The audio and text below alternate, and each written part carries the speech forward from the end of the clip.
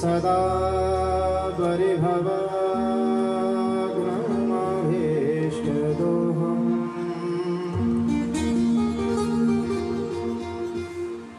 तीर्थास्पदं शिववीरेन्द्रिनुदम्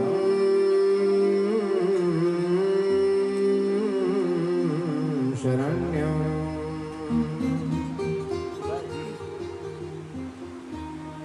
भृत्यार्तिहन्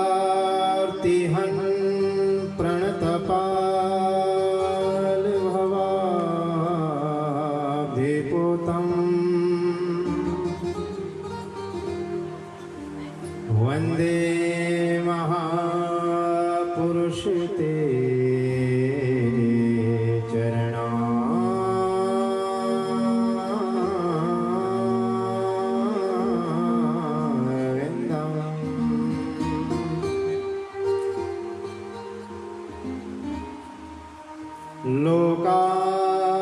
लोकाभिरामं रणरङ्गधीरं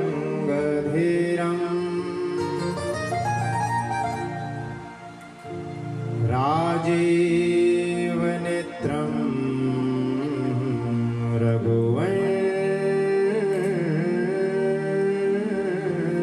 रघुवंशनाथम् कारुण्यरूपं करुणाकरन्तं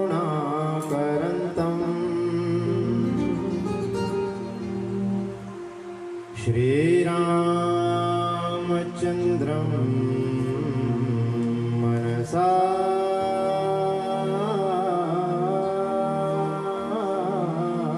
स्मरामि।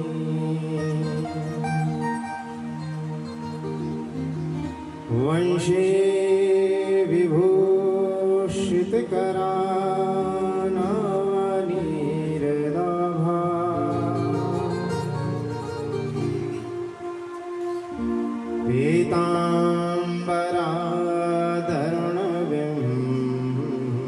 पीताम्बराधरुणबिम्बफला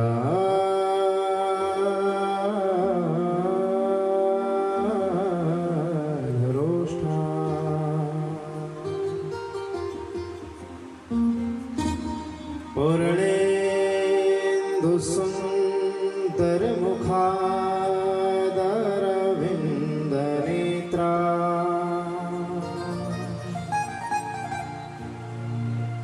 कृष्णात् परं किमपि तत्त्वमहं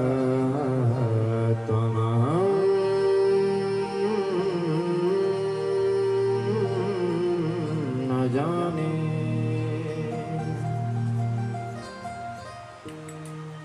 श्रुत्वा गुणान् भुवनसुन्दरशृण्वतां ते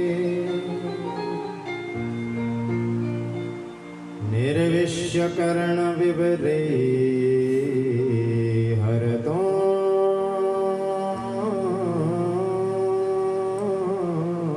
गतापम् रूपं दृशां दृशिमतामखिलार्थलाभम्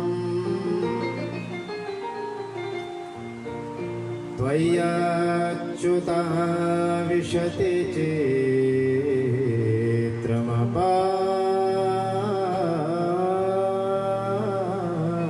चेत्रमपात्रपामि।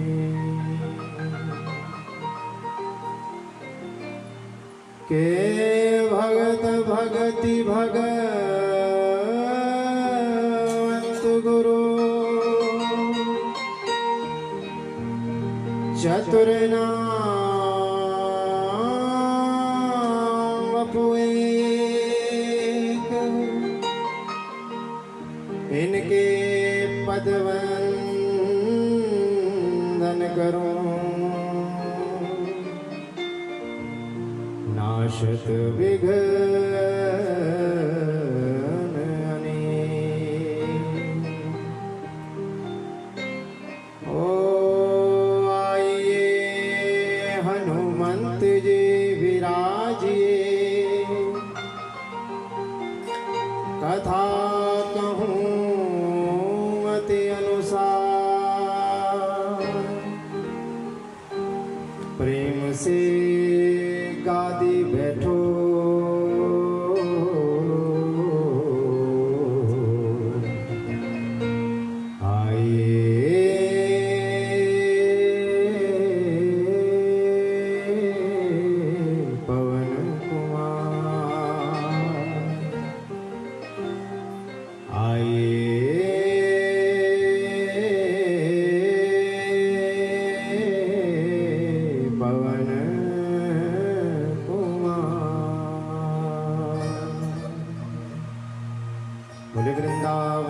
बिहारी लाल की, प्रिय सदगुरुदेव भगवान की, श्रीमद् भागवत महापुराण की, जगजननी जगदम्बा तारा मैया की, बोलिए जुनगा महाराज की, मेघेश्वर महाराज की, बोलिए श्रपाल देवता जी महाराज की।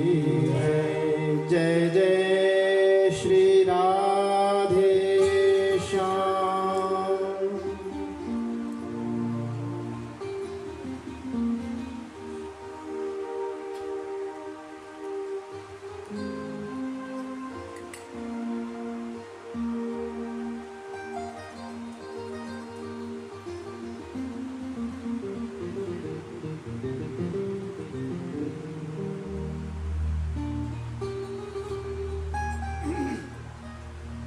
जीवन रससार सिंधु सरोवर, समुद्भूत पंकज कमल अद्वितीय मूर्ति, निखिल जगन्नियंता शारंग पाणी, पुण्य श्लोक शिखामणि, अखंड चिन्मय दृष्टि से युक्त शुद्ध सत्व में सर्वज्ञ परमात्मा स्वरूप निर्विकार आदि पुरुष, षडैश्वर्य से संपन्न,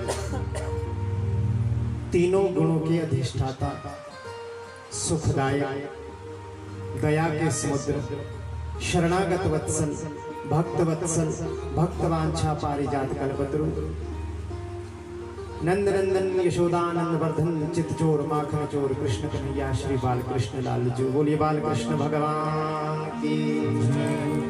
और इन्हीं वेद वेदांत विद्या आनंद कंद श्री कृष्ण चरण मकरंद मिलिंद महानुभाव की वांगमय प्रतिमूर्ति श्रीमद् भागवत महापुराण। बोलिए श्रीमद् भागवत महापुराण की। विघ्नहर्ता गजानन सुमुखश्रीकदन्तश्च कपिलो गजकर्णकः लंबोदरश्च विकटो विघ्ननाशो विनायकः धूम्रकेतुगणाध्यक्षो भालचंद्रो गजानन द्वादशेतानि नामानि यपठिष्णो यादपि विद्यारंभे विवाहे च प्रवेशे निर्गमे तथा संग्रामे संकटे चैव विघ्नः तस्य न जायते। जिन गणपति जी का स्मरण करने मात्र से सभी विघ्नों का विनाश हो जाता है, ऐसे गणपति भगवान के चरणों में वंदन।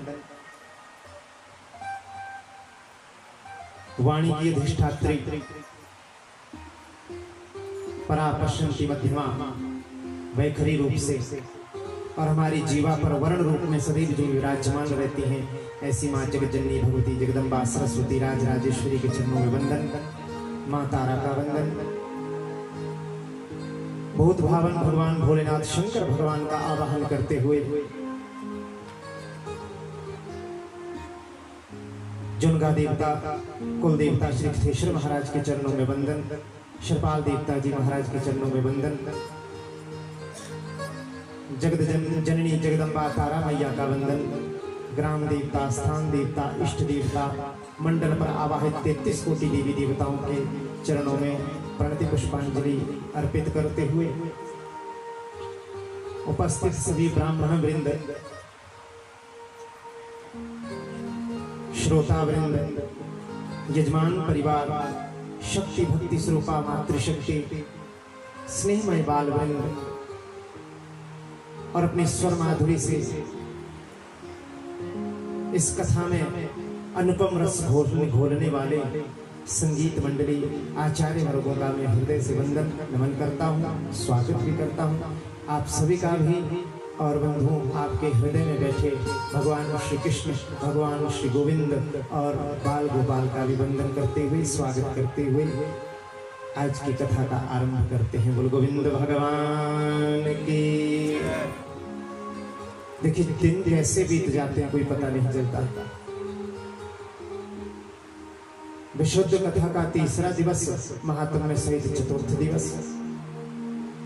समय कैसे बीत जाता है, समय कब बीत जाता है और समय कैसे बीत जाएगा किसी को पता नहीं। ऐसा लग रहा है कि अभी कल ही हमने शायद कथा प्रारंभ की थी, लेकिन जब भी कमरे में बैठे, अपने कक्ष में बैठे थे, तो मन में विचार हुआ, अरे आज तो 4 दिन हो गए, चौथा दिन शुरू हो गया, आदि कथा निवृत्त भी होगी। और ऐसे ही हमारा जीवन भी है बंधुओं, विचार करना इस बात पे, ध्यान देना बात। हमारा जीवन भी ऐसे ही बीत जाएगा।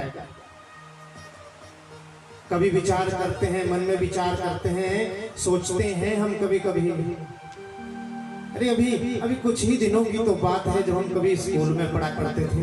फिर मन में विचार आता, अभी तो हम कॉलेज में गए थे, ऊंचे विद्यालयों में पढ़ने गए थे, अभी तो हम शास्त्री करने गए थे।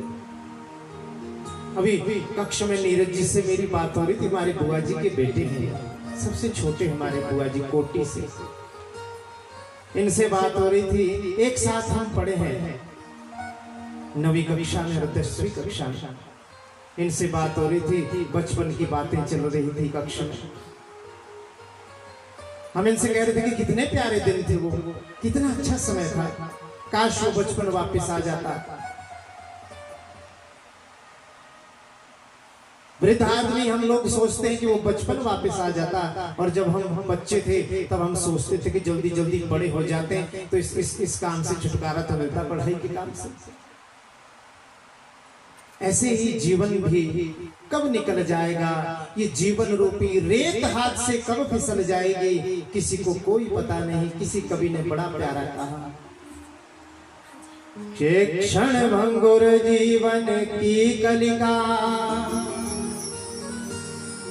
कल प्रात को जान खिली न खिली, मलयाचल की शुचि शीतल मंद, सुगंध समीर मिली न मिली, और कलिकाल कुठार लिए फिरता, तन नम्र है चोट झिली न झिली, अरे कहले हरि नाम हरि रसना, फिर अंत समय में हिली न हिली। क्षण भंगुर जीवन की कलिका, कल प्रात को जान खिली न खिली। ये जीवन रूपी जो कलिका है, कली है, पुष्प है, ये कल सुबह तक खिला रहेगा कि कोई पता नहीं। किसी के जीवन का क्या भरोसा है। कभी हम सुनते हैं कि अभी हमें हमारी किसी से शाम को बात हो रही थी, सुबह को पता चलता है वो तो नहीं रहे। हमारे आंगन में कोई पुष्प खिला है बड़ा प्यारा, हम रात्रि के समय में उसे देखते हैं और मन में ये विचार करते हैं कि सुबह इसको निकाल लेंगे, तोड़ लेंगे। तो क्या इस बात की गारंटी है कि सुबह तक वो वहां पर रहेगा पौधा, वो फूल वहां पर रहेगा, पुष्प रहेगा? कुमला जाएगा, छूट जाएगा, क्या भरोसा है भाई। ऐसे ही हमारा जीवन भी है बंधुओं। सत्संग की यदि एक बात भी इन कानों में पड़ जाती है तो हमारा कल्याण हो जाता है, ये निश्चित है। एक बड़ा भारी चोर था, दृष्टांत के माध्यम से समझो बात को। बड़ा भारी एक चोर था, उसका एक पुत्र था, उसने उस पुत्र को भी चोरी करना सिखा दिया। जीवन के अंतिम क्षण चले हैं, शर की बड़े भाव के साथ मृत्यु की शैया पर वो पड़ा हुआ है और अपने बेटे को शिक्षा दे रहा है, बेटा यदि जीवन में अच्छे चोर बनना है ना तो क्या करना। पहली बात तो ये कि महाराज चोरी करते हुए पकड़े जाओ तो मानना नहीं कि तुमने चोरी की है। मरते मरते शिक्षा दे रहा अपने पुत्र को, क्योंकि जीवन भर चोरी की ना, अंत समय में चोरी याद आएगी। सदा तद्भावे भावितम, अभी आगे वर्णन आएगा कि जीवन भर हम जैसे जीते हैं अंत समय में वैसा ही हमारा स्मरण बना रहता है। सारे जीवन भर चोरी की तो अंत समय भी चोरी याद आएगी। अपने बेटे को भी चोरी की शिक्षा दे रहा कि बेटा जीवन में यदि सफल चोर बनना है तो यदि कभी पकड़े जाओ तो मानना नहीं कि तुमने चोरी की है। ठीक है पिताजी, नहीं मालूम। और दूसरी बात याद रखना बेटा, कभी सत्संग में नहीं जाना, कभी कथा नहीं सुनना और कभी किसी धर्मशाला में नहीं जाना। बोलो गोविंद भगवान की शिक्षा दे। अब शिक्षा देते देते पिताजी तो हो गए राम नाम सत्य। अब ये महाराज जैसे धीरे धीरे बड़ा हुआ, बहुत बड़ा चोर बना महाराज। चोरी करता, डाका डालता, खूब धन इसने कमा लिया, लेकिन चोरी की आदत गई। एक दिन चोरी करते करते किसी घर में चला गया हमारा। जैसे ही घर में प्रवेश किया तो महाराज द्वारपाल ने देख लिया, चौकीदार ने देख लिया कि घर में कोई घुस गया। उसने बाहर से जो प्रधान जो द्वार था उस द्वार को बंद कर दिया। अंदर मालिक को फोन कर दिया, टेलीफोन कर दिया, मालिक कोई घर में घुस गया है, पिछले वाला दरवाजा भी बंद कर दो। सूचना दे दी अंदर को कि पिछले वाला दरवाजा भी बंद कर दो। पहले के समय में टेलीफोन तो नहीं होता था, ऐसे सूचना दे दी। मालिक ने पीछे वाला दरवाजा भी बंद कर दिया।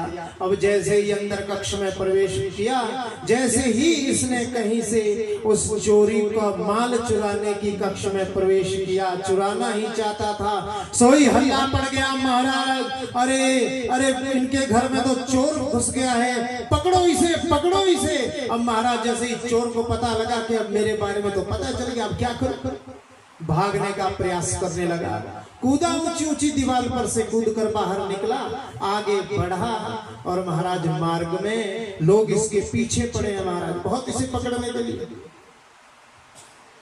इसने सोचा कि अब बचने का कोई उपाय नहीं है, बहुत आगे निकल गया तो रास्ते में एक धर्मशाला दिख गई महाराज। पिताजी ने बोला था कि धर्मशाला में नहीं जाना चाहिए। अब द्वार के बाहर खड़ा हो गया, सोचने लगा कि कोई बात नहीं, आज चला जाता हूं धर्मशाला में।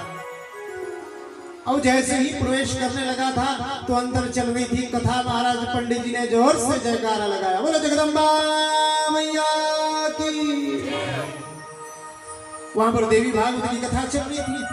अच्छा, चोरों की अधिष्ठात्री भी देवी भगवती होती है हमारा। कोई कहता है शंकर भगवान होते हैं, तस्कराणाम पतये नमः, लेकिन ज्यादा तो भगवती की उपासना करते हैं चोर। अब इसने देखा, पिताजी ने कहा था कि किसी धर्मशाला में नहीं जाना, कि तो धर्मशाला ही है।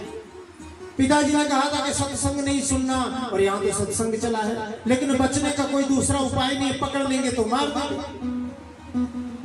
अब इसने क्या किया, अपनी उंगलियों को ऐसे कान में डाला महाराज और धर्मशाला में प्रवेश कर गया। सोचने लगा एक भी शब्द कान में नहीं पड़ना चाहिए, पिताजी ने मना कर रखी है, देखना सत्संग में जाना चाहिए। कान में उंगलियां डाल ली महाराज, अंदर प्रवेश किया और छुप गया धर्मशाला में जाकर। किसी ने कहा महाराज वो चोर इस धर्मशाला में गया है। राजा के सैनिक आए, पकड़ लिया इसे महाराज, कारागृह में डाल दिया। पूछने लगे इससे कि तूने चोरी की? बोले नहीं महाराज, मैंने चोरी नहीं की, मैंने कोई चोरी नहीं की। अच्छा, जब ये वहां पर सत्संग में था, गलती से एक शब्द इसके कान में पड़ गया। वो क्या? देखना सत्संग का प्रभाव कैसा। एक शब्द इसके कान में पड़ा था, शब्द पड़ा था ये कि देवताओं की छाया नहीं होती। क्या नहीं होती? देवताओं की छाया होती ही। ये शब्द इसके कान में पड़ा था, इसने जोर से कान बंद कर लिए थे। भगवान अपने पिताजी से माफी मांगने लगा, पिताजी क्षमा करना, सत्संग सुन लिया इस कान से। चोरों ने जब पकड़ा, राजा के सैनिकों ने जब उस चोर को पकड़ा, कारागृह में डाल दिया। पिताजी ने एक शिक्षा और दे रखी थी। क्या? बोलो क्या शिक्षा दी थी? हाँ, पकड़े जाओ तो मानना नहीं कि तुमने चोरी की है। राजा के सैनिक पूछते, राजा पूछता चोरी की महाराज? मैंने कोई चोरी नहीं की। तो फिर भाग क्यों रहा था? वो तो महाराज ऐसे ही मैं इवनिंग वॉक कर रहा था महाराज। बोलो गोविंद भगवान की। मैं तो ऐसे ही भाग रहा था। बहुत मारा पीटा लेकिन चोर ने नहीं माना। पिताजी की आज्ञा कि मानना नहीं। राजा ने सोचा कि शब्द लगता है इसे व्यर्थ में ही पकड़ लिया। लेकिन राजा का एक मंत्री बड़ा चतुर था। राजा के मंत्री ने कहा, महाराज ये चोर होते हैं ना, ये भगवती के उपासक होते हैं महाराज। ऐसा करते हैं कि रात्रि में कोई ऐसा एक नाटक रच देते हैं कि जब ये रात को सोए तो एक नाटक का शेर बनाकर उसके ऊपर किसी स्त्री को बिठा देंगे, भगवती का उसे चोला पहना देंगे, बहुत सारी उसको बाजू में नकली लगा देंगे। जैसे ही रात को हड़बड़ा के नर आंखें खोलेगा उसे लगेगा कि भगवती के दर्शन हो गए। और वही हुआ रात्रि को महाराज नाटक के माध्यम से एक नटिका को तैयार कर दिया, भगवती का चोला उसे पहना दिया, नकली हाथ लगा दिए।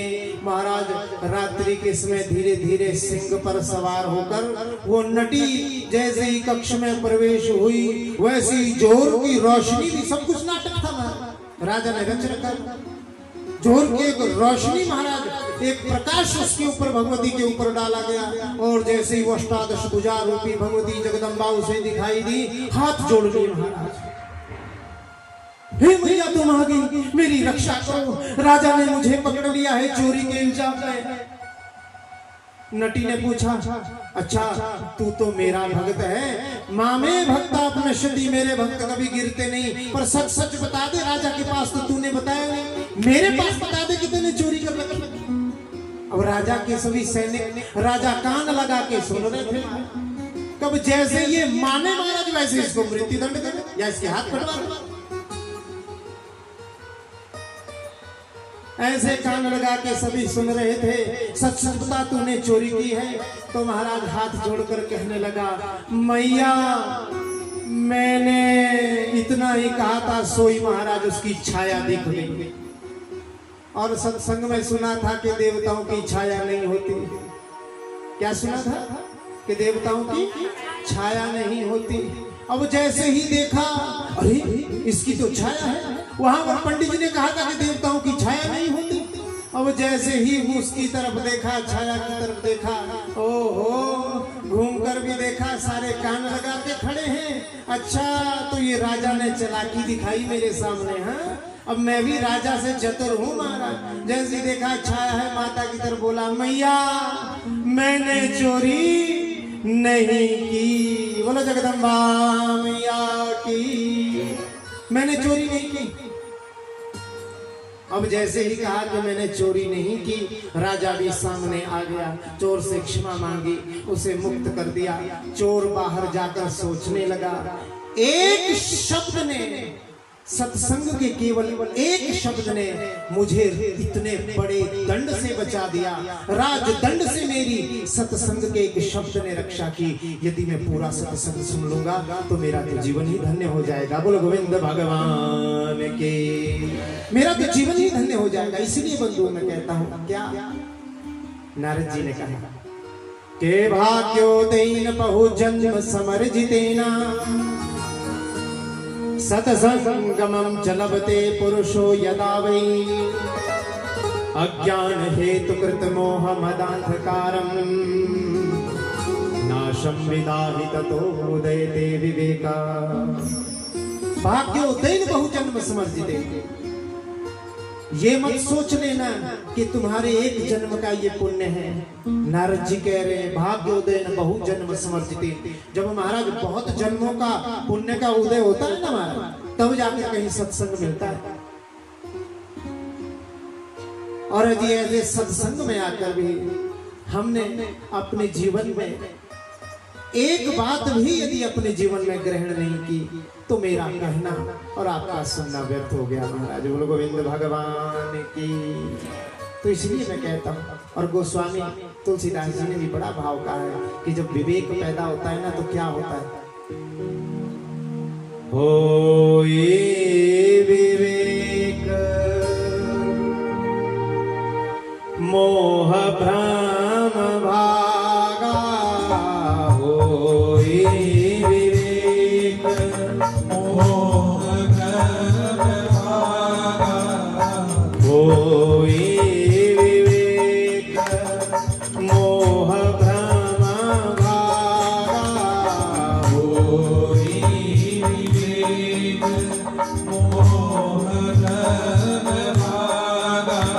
अब रघुनाथ चरण अनुरागा अब रघुनाथ चरण अनुरागा अब रघुनाथ चरण अनुरागा अब रघुनाथ चरण अनुरागा सखा परम परमारथ केहू सदा परम परमार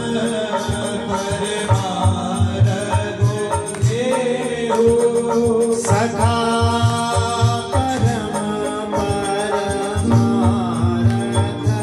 केहू सदा परम परमार गुंदेहु मन क्रम वचन राम पद नेहु मन क्रम वचन राम पद नेहु तो गाइए श्री राम जय जय राम श्री राम गाइए जय राम जय अभी तो पहले ही कह रहे हैं बोलती बंद हो गई राम का नाम लो हृदय में राम जी विराजमान हो कृष्ण का नाम लो हृदय में प्रेम उत्पन्न हो श्री राम जय जय राम श्री राम क्या होगा राम कहने से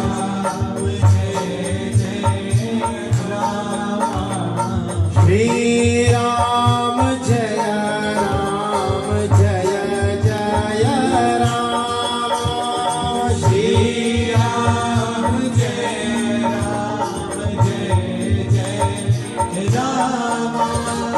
श्री राम जय जय राम श्री राम श्री राम जय राम श्री राम जय राम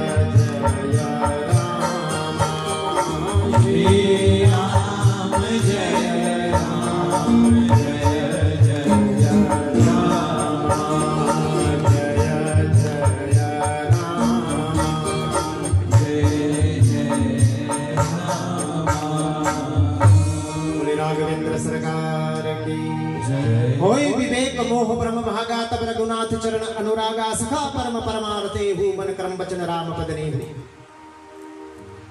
होय विवेक मोह ब्रह्म सत्संग सुनने से विवेक पैदा होगा मोह ब्रह्म भागा सारे भ्रम का विनाश हो जाएगा मोह का विनाश हो जाएगा मैं और मोर तोर तय माया जेहि बस कीन्हे जीव निकाया मैं और मेरा अस्थि और प्राप्ति मेरे पास क्या है कल मुझे क्या प्राप्त करना है यही तो मोह है यही तो माया है जब विवेक पैदा होगा तो सारा मोह माया का विनाश हो जाएगा तब रघुनाथ चरण अनुरागा तब जाकर रघुनाथ के चरणों में भगवान के चरणों में हमारा अनुराग होगा प्रेम होगा सखा परम परमार्थी हूँ और परम परमार्थ का साधन भी एक ही होता है जीव के लिए बोले क्या मन कर्म वचन राम पद नेहु मन से कर्म से और वचन से वाणी से अपने आप को जीव भगवान श्री राघवेंद्र सरकार के चरणों में संपूर्ण समर्पित कर दिया करता है बोलो गोविंद भगवान की कितना सौभाग्य इस परिवार का जन कल्याण हेतु भरत सिंह जी इनकी धर्म पत्नी सुनीता देवी जी पुत्र अजय कुमार अश्विनी कुमार इनकी धर्म पत्नियां इनके पुत्र पुत्रियां इनका संपूर्ण परिवार एकत्र होकर ये परम सौभाग्य हमें प्राप्त हुआ है तो आइए क्यों ना इस परम सौभाग्य का संपूर्ण लाभ उठाया जाए भाव के साथ जयकारा लगाएं मुख्य विशुद्ध कथा में प्रवेश करें।